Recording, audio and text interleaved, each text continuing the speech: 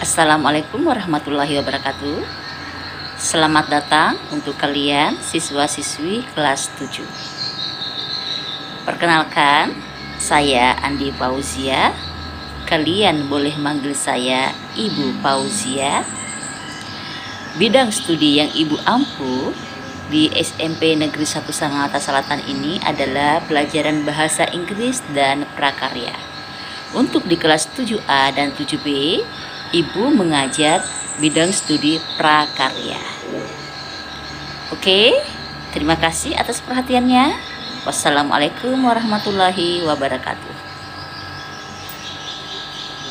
Assalamualaikum warahmatullahi wabarakatuh. Perkenalkan, nama Ibu Rohma Nur Wahidah, biasa dipanggil Ibu Rohma. Ibu mengajar pelajaran prakarya kelas 7G bersama Ibu Nurul dan Ibu Andi Fauzia. Terima kasih. Baik, terima kasih Ibu Andi Fauzia dan Ibu Rohma untuk perkenalannya. Assalamualaikum warahmatullahi wabarakatuh. Selamat pagi anak-anak, bagaimana kabar kalian hari ini?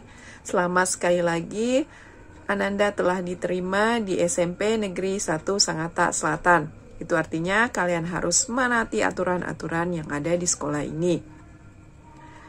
Nah, perkenalkan, nama Ibu Nurul Rahmadana, biasa dipanggil Ibu Nurul, yang akan mengajar mata pelajaran prakarya kelas 7C, D, E, dan F. Bersama Ibu Rohma dan Ibu Andi Fauzia, kami akan mengajar mata pelajaran prakarya. Walaupun Ibu tidak mengajar prakarya di kelas kalian, Ibu tetap akan menjawab pertanyaan-pertanyaan yang kalian berikan mengenai mata pelajaran prakarya.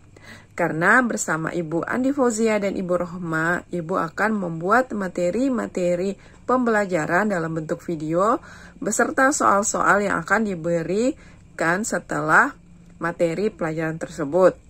Ibu minta kalian menyiapkan catatan khusus mata pelajaran prakarya untuk kalian mencatat di dalamnya materi-materi yang diberikan dan soal-soal yang diberikan agar kalian dapat mempelajari kembali, dan catatan tersebut akan Ibu minta untuk dikumpul dan nantinya akan dinilai catatan tersebut. Oke, sekian perkenalan dari Ibu. Ibu berharap kalian bisa belajar dengan baik di kelas 7 ini dan bisa mendapatkan nilai yang memuaskan. Terima kasih. Assalamualaikum warahmatullahi wabarakatuh. Assalamualaikum warahmatullahi wabarakatuh. Selamat pagi anak-anak. Bagaimana kabar kalian hari ini? Ibu berharap kalian dalam keadaan sehat walafiat. Kembali kita dipertemukan dalam mata pelajaran prakarya kelas 7 SMP dalam metode daring atau pembelajaran jarak jauh. Pada pertemuan pertama kita pada mata pelajaran prakarya, yaitu membahas materi kerajinan serat alam bersama Ibu Nur Ramadana, Bu Rohma Nur Wahidah, dan Ibu Andi Fauzia. Nah, simak videonya sampai selesai dan catat hal penting yang ada di dalamnya, karena setelah materi akan diberikan soal-soal yang ada di Google Classroom. Terima kasih, selamat belajar.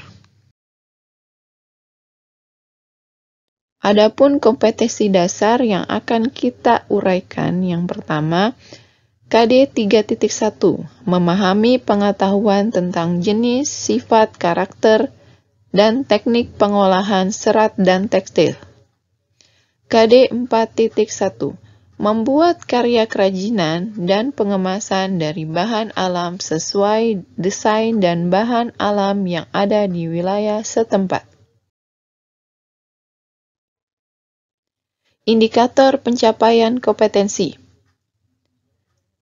Yang pertama, menjelaskan pengertian serat.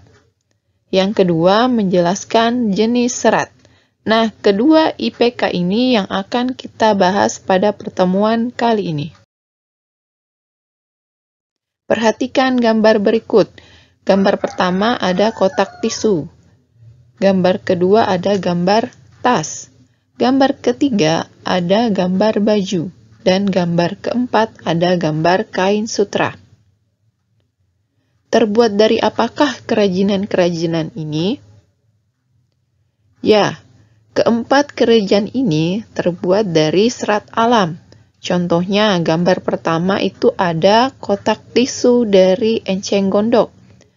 Yang kedua, tas ini terbuat dari pelepah pisang. Kemudian baju dia terbuat dari wol. Dan keempat adalah sutra. Perhatikan video berikut ini.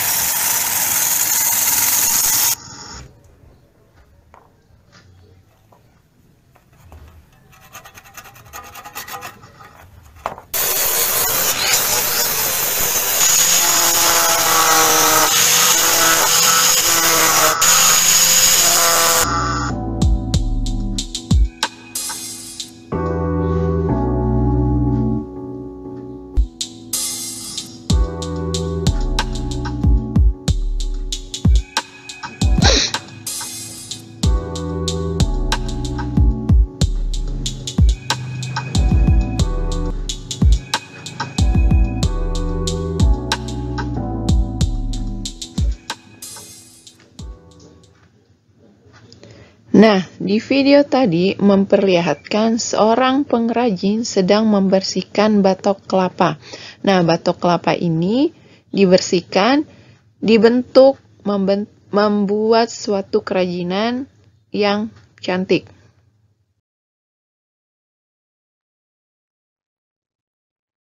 Sejarah bahan serat.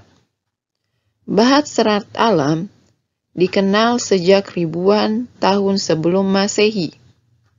Beberapa bukti sejarah menemukan bahwa bahan serat alam ditemukan tahun 2640 sebelum Masehi. Negara pertama yang menggunakan bahan serat alam adalah Cina. Cina memproduksi serat sutra yang dihasilkan oleh ulat. Jadi, apa itu serat alam? Serat alam adalah jenis bahan yang berupa potongan-potongan bahan yang membentuk serat memanjang dan utuh dari bahan alam dan diolah dengan cara tradisional dan tanpa penggunaan zat kimia. Contoh serat alam. Ada serat sutra, serat rami, serat pelepah pisang, dan serat bulu domba.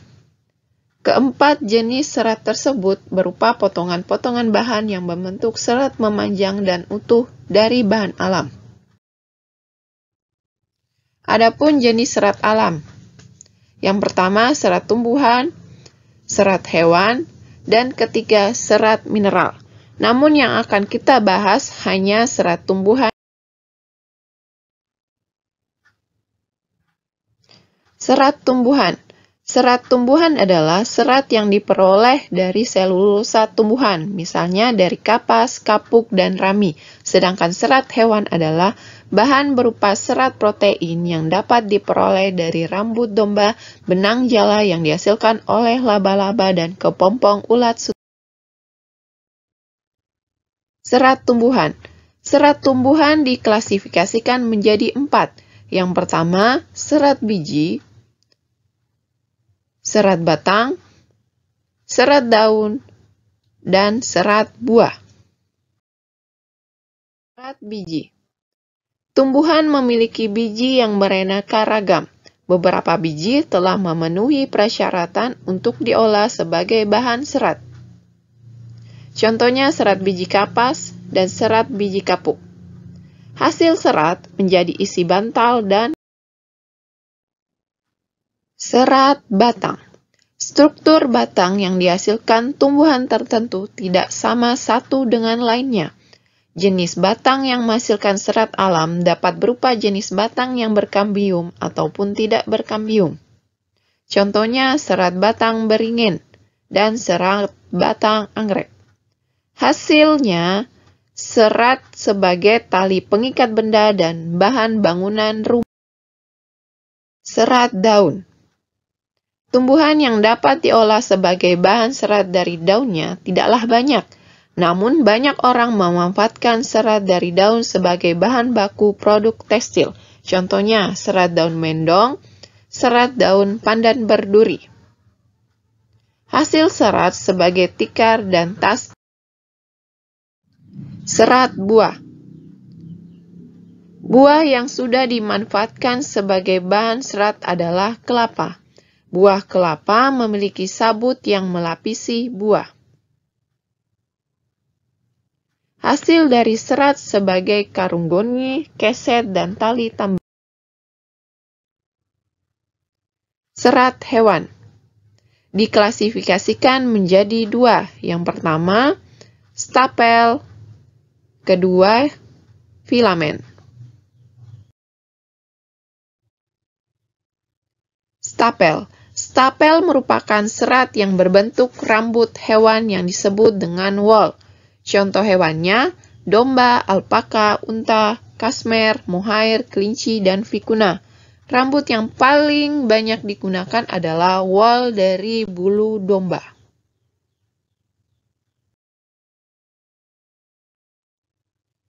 Kemudian filamen.